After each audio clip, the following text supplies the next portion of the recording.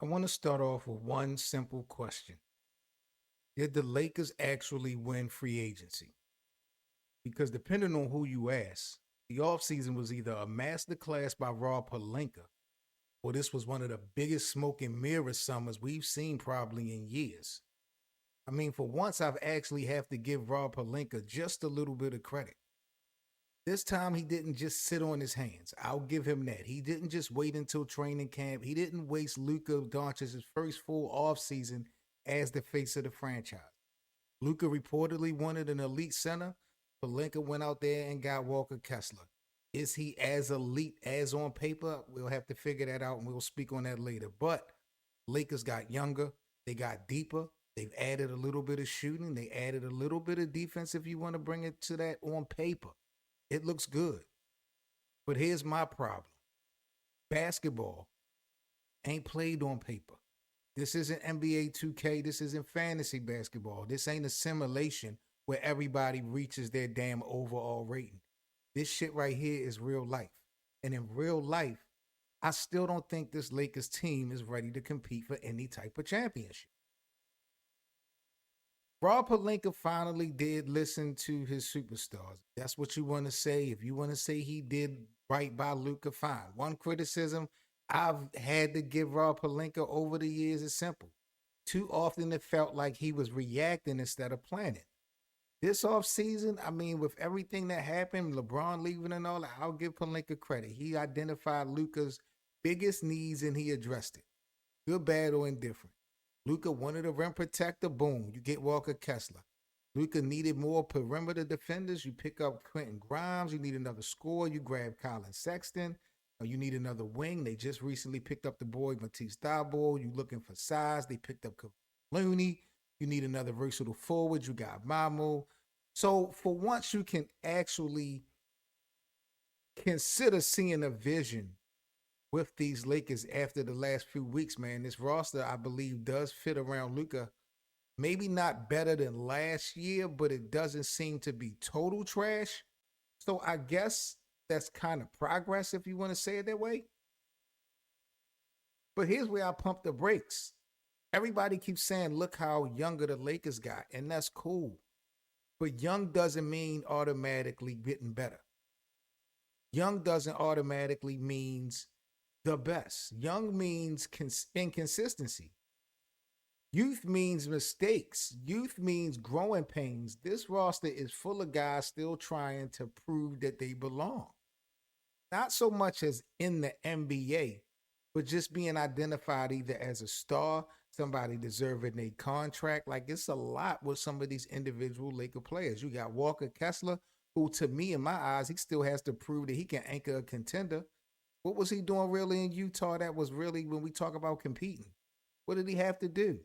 Quentin Grimes still has to prove that he's worth the contract. Got Jaden Hardy, who has never played meaningful basketball for a winning team before. Jake LaRavia, he still hasn't proven to me that he's a long-term starter. Bronny James, he's still developing. Cameron Carr, he's a rookie. Zaire Williams, I mean, he's trying to revive his career. It's a whole lot of ifs when we talk about this Laker roster. And in my eyes, championship teams don't usually rely on this so many unanswered questions. And on top of that, losing talent matters too. Let's be clear. Everybody's celebrating who arrived, trying to fool themselves, but who's talking about who left? LeBron, who done went, Rui done went, Marcus Smart, Luke Kennard. I mean, you lost DeAndre Ayton and Jackson Hayes for what it's worth. You know, that's a lot of NBA experience walking out the door. Say whatever you want about LeBron. He still demanded double teams. He still controlled basketball games. He led this same Lakers team, well, not this actual team, but he led the Lakers last year to the second round. He's still elevating his teammates. You don't replace that overnight. Rui gave you scoring. Luke Kennard gave you elite shooting, in my opinion. Marcus Smart, he brought that toughness. Ayton gave you size for what it's worth. Hayes, he wasn't, nothing to really be so, I guess, gung-ho about, but at least he knew the system. You didn't just lose players, in my opinion. You lost a little bit of chemistry. Does guys like Walker Kessler change everything? Or I don't know. Walker Kessler is probably the best move of the offseason. There's no denying that. I'll give Rob Pelinka that when we talk about what the Lakers have done. Luca finally gets the lob threat that he wanted. The Lakers finally have a rim protector since AD is gone. Defensively, Kessler fills a massive hole. But here's my concern when we talk about him. Look what the Lakers had to give up. They overpaid this boy, first of all. Future first round picks are gone. Future pick swaps are gone. That's expensive. Walker better become an all defensive caliber center sooner than later, because if he doesn't, those draft picks are going to haunt this franchise, in my opinion, for years. This Lakers team is banking on a lot of internal growth, and I don't know if that's good or not. The Lakers aren't just hoping Luka carries them. They're betting on development. The Lakers are also betting on Austin Reeves becoming an all-star for once. They betting on Walker Kessler taking another leap. They betting on Quentin Grimes to become a consistent starter. I believe this team is also betting on, Bronny James to keep improving. They betting on Jaden Hardy to finally have a breakout season. The Lakers are also betting on Jake LaRavia, to earn the power forward spot. That's a lot of bets. This seems like more of Las Vegas than Los Angeles. And history says not all those bets be hitting.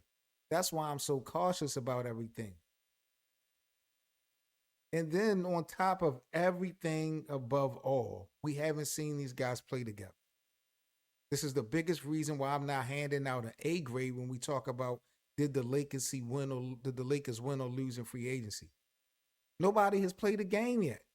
Everybody looks good in July, y'all. Y'all know this. Every fan base thinks that they had a great offseason, and every front office, wins the press conferences. Banners, though, are not won in July. Chemistry isn't built on social media. You don't know who can close games until you're in close games. You don't know who sacrifices until somebody loses minutes. You don't know who fits with real basketball until it starts. That's why I'm sitting around waiting. My report card, if we grade an effort, I'll give Rob Pelinka close to an A. He was aggressive. It seems like he had a plan. He didn't waste any time, especially with LeBron being gone. If we're grading roster construction, that's the biggest unknown. I'm not sold on this team, bro. I'm giving it a C plus for the construction. Some pieces make sense. Roster is younger. I'll give him credit for that. I'm hoping that the defense can improve a little bit. If we're grading championship expectations for this Lakers, they totally fit. Because I still don't see that this team is actually better than last year's Lakers. Not by a long shot. And until I see them play together, I'm not buying all the hype of these Laker fans acting like that Rob Pelinka really has done something special post LeBron.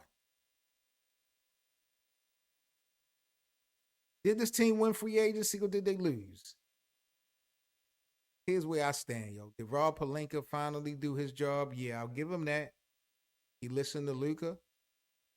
He attacked weaknesses. I mean, he rebuilt the roster for what he had, what was available to him as far as the guys that was out there. I do think Rob Pelinka deserves a little bit of credit for being aggressive, but aggressive don't automatically equal successful. This roster is built on projection, not production. It's built on upside, not proven playoff success. There are too many young players expected to contribute immediately on these Lakers, bro. It's just too many new faces trying to build chemistry. Too many role players trying to step into bigger responsibilities. Could it work? I mean, absolutely, it could work. Could Luka elevate everybody around him? Of course.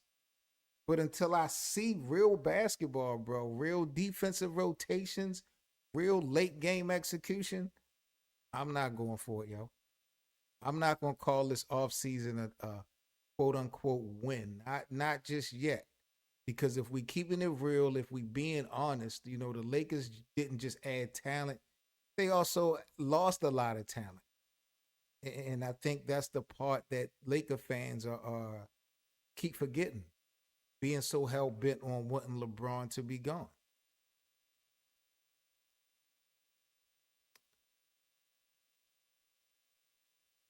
But now that I think about it, being honest, We could play devil's advocate with this. There's always two sides to a coin. We both know that.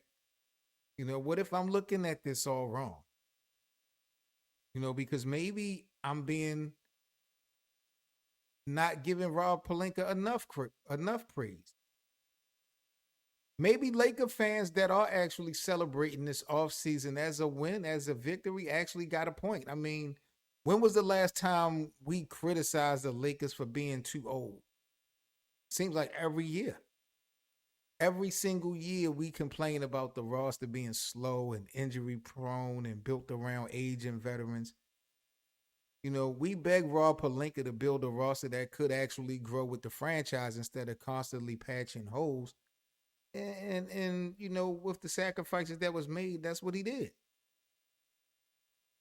So I guess if I'm a criticize him for finally doing what fans have been asking him for, I mean, I think maybe I'm moving the goalpost. I gotta consider that. I don't really feel it 100%. But because this roster doesn't revolve around LeBron James anymore, it revolves around Luka. That's a completely different blueprint. I'll say that. And Luka doesn't need another ball dominant superstar next to him. He needs athletes. I believe he needs shooters. I believe Luka needs defenders. He's gonna need guys in LA who can run the floor, protect the rim, finish plays without demanding the basketball each and every damn possession. And if you look at it through the lens, Walker Kessler, he makes perfect sense. Um, Austin Reeves was pretty much handpicked, I believe, by Luka. So, he makes sense for what Luka got going and what he desires. Quentin Grimes, Matisse Thybulle, Colin Sexton, Kevon Looney, on paper, in a way, they all make sense. Every one of those guys fill a basketball need instead of simply just being a recognizable name. That is kind of what's considered as being roster construction. Maybe Rob Pelinka finally stop chasing headlines and start chasing fit. I just don't know how we're going to measure it until we actually see these guys on the floor. How many championships would the Lakers realistically winning if they brought everybody back? LeBron and Rui. I mean, maybe one, which I think is big, huge. Title 18. LeBron was going to leave regardless, though. Marcus Smart wasn't a long-term answer. Luke Kennard, he does struggle defensively. DeAndre Ayton, don't get me started with him.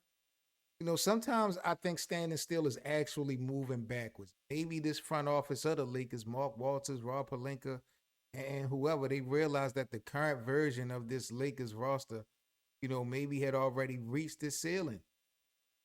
Maybe they wasn't trying to maintain a playoff team in the first place. Maybe they was trying to build a championship team 3 years from now. I'm just looking at the window that Luka has, and if you're looking to appease to him, he only got a 3 to 4 year window. But that's a completely different objective than what you had with James.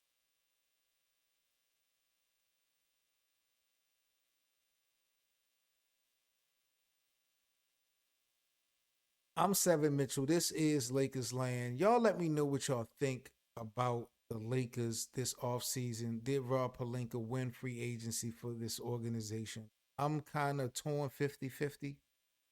But there are some things that I do appreciate Rob doing. Like I said, not freezing up, not sitting on his hands. But ultimately, this roster to me does not convince me of anything anytime soon.